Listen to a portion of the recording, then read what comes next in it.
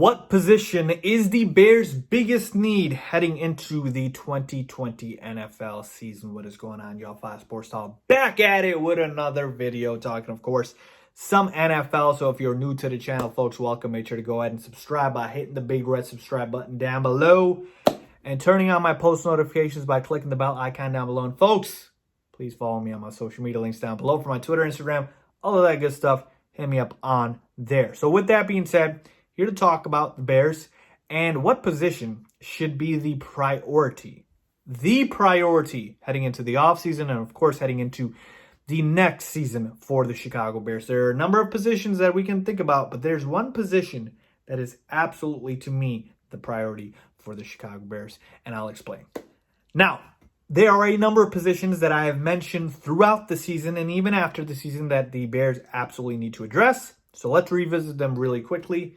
Offensive line, we know is absolutely one of them. Tight end, pass rush, quarterback. Okay? These are positions that have been crucial and things that we were absolutely deficient in this past season. So between these positions, because I think most Bears fans would agree with me that these are pretty much the important positions, okay? We're good at receiver. I know people want to think we can add another one. Sure, we could, but Allen Robinson's a Pro Bowl receiver. Anthony Miller came into his own. I'm fine with our receiving core. Could we use another extra one? Sure, but we're fine. Our defensive line, I'm good with. Again, the pass rush would be fine. For the most part, I'm fine with our running game. David Montgomery, to me, is a fantastic running back, a young, upcoming guy with a lot of potential. If the offensive line would be better at run blocking, we'd be able to obviously have him, put him in a better position to succeed. So for the most part, like I said, these are the glaring holes. So from these, which is the most important position? Which position should we prioritize? And when I say prioritize, what do I mean by that? I mean, once free agency strikes, like the clock says start for free agency and Ryan Pace can go and sign free agents, what's the position he needs to address? And my mind keeps going back to two. Okay, so if I cut down from these four, I'm going to go to two. I'm going to cut away pass rush and tight end. Pass rush and quarterback. And I'm going to be left with offensive lineman and tight end. Okay, let me explain why. Pass rush, absolutely, we need a guy, I think, across opposite side of Khalil Mack to help generate a pass rush. I didn't like our pass rush this past season. Now, we did deal with a lot of injuries, so maybe that contributed to it, but that's what I'm saying. It's a need, but to me, it's still lower in the totem pole. The other one, quarterback, absolutely, I know Mitchell Trubisky didn't have the greatest season, and so there's obviously question marks about if he is the guy moving forward for the Chicago Bears. But here's the thing. I've said this before. I'll say it again. We're not at a point where we need to make a decision on Mitchell Trubisky because his fifth-year option is not up yet. And so him being on his rookie contract, it really doesn't make sense for the Chicago Bears to really go in a different direction at quarterback. If they do sign a quarterback, I believe it will be a veteran quarterback like a Case Keenum, like an Alex Smith, who can come in here, be competent, challenge Mitch, and help the quarterback room in case Mitch obviously goes down. So putting those two positions aside, we're left with what? Offensive line and tight end. And I went back and forth. And we know how important an offensive line is. But I'm here to say I think tight end is the most important position that the Bears need to make a priority. And here's why. Last year, the ranks for the Chicago Bears offensive line. So listen to this. Run blocking 29th and pass protection 20th. Those were the Bears offensive line grades or rankings. So we were horrendous in run blocking, which we all know that David Montgomery literally had no holes, and he literally created holes out of nowhere because, that's how good he is. And pass protection was obviously below average. But in 2018, when the Bears were 12-4, went to the playoffs, and obviously we're a double doink away from advancing past the wild card round, what were the Bears at that point in terms of the offensive line? 28th in run blocking. Yes, they were literally one rank better, but 7th in pass protection. Okay, so obviously 20th to 7th is a big jump, but run blocking 29-28. And who do we have? We had Jordan Howard. Okay, So what's my point here? My point here is I believe with the offensive line for the Chicago Bears, it is not a talent issue. It is a scheme issue. It is a schematic issue. It is an issue about utilizing the talent that you have, because I do believe the Bears have talent on the offensive line. They just haven't been able to use it properly, okay? And what did the Bears do this offseason thus far to address that? They fired their former offensive line coach, Harry Heinstad, and they hired Juan Castillo to hopefully shore up that offensive line. We have a new offensive coordinator, Bill Lazor. So things have already been done to address the offensive line. Now, in terms of players themselves, we haven't gotten to that far yet. But again, I am here to tell you, I believe our offensive line has the talent to improve if our coaching puts them in the right position. Tight end, there's no coaching that can coach the dearth of tight ends that we have. I mean, it's pathetic. Trey Burton was hurt, okay? But Trey Burton at his best is a backup tight end. That's what he was with the Eagles, and we try to make him a starter. Sometimes it works, sometimes it doesn't. Hasn't really worked out with Trey Burton.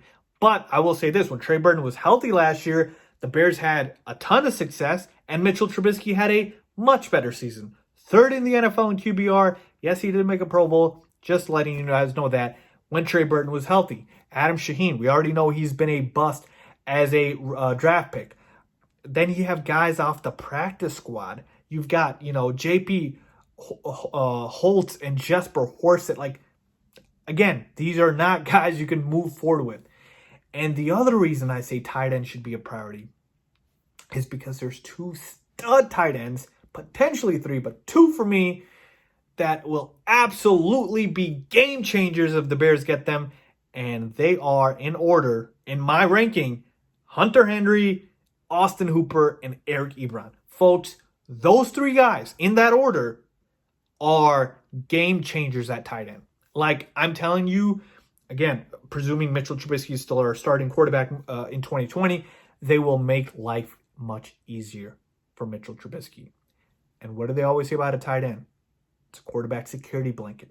That's that guy in the middle. Mitchell Trubisky didn't have that. You know who was our de facto tight end, if you will? It was Allen Robinson. Because when Allen Robinson, was getting blanketed or whatnot, they had to put him in the slot. So Mitch had somebody to throw to be trustworthy. We didn't have a tight end. So Mitch never had the, okay, Allen Robinson's covered, let me throw to somebody else. Because the only guy who would trust is A-Rob. And I'm telling you right now, like Hunter Henry would be fantastic.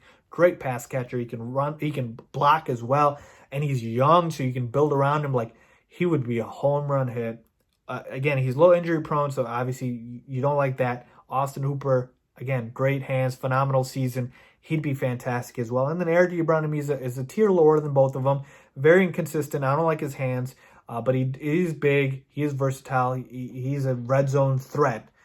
But folks, having a big tight end in the middle, you have no idea how much that helps. Folks, who are the teams in the Super Bowl?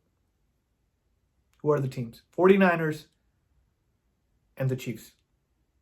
George Kittle and Travis Kelce, two of the best tight ends in the NFL. Is it any coincidence that they are both in the Super Bowl? And they are literally the best receivers on their team. No disrespect to Tyreek Hill, but Travis Kelce is more consistent.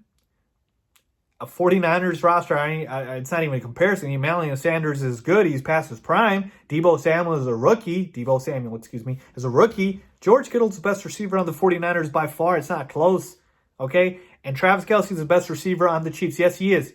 He is more dependable than Tyreek Hill is. Tyreek Hill is a burner. He's a deep threat. But Travis Kelce is the best pass catcher on the Chiefs.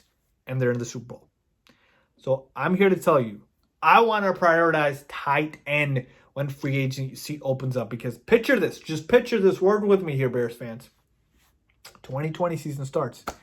Starting quarterback Mitchell Trubisky, hopefully crossing our fingers, knocking on wood, that he obviously improves and has a 2018 season, not a 2019 season.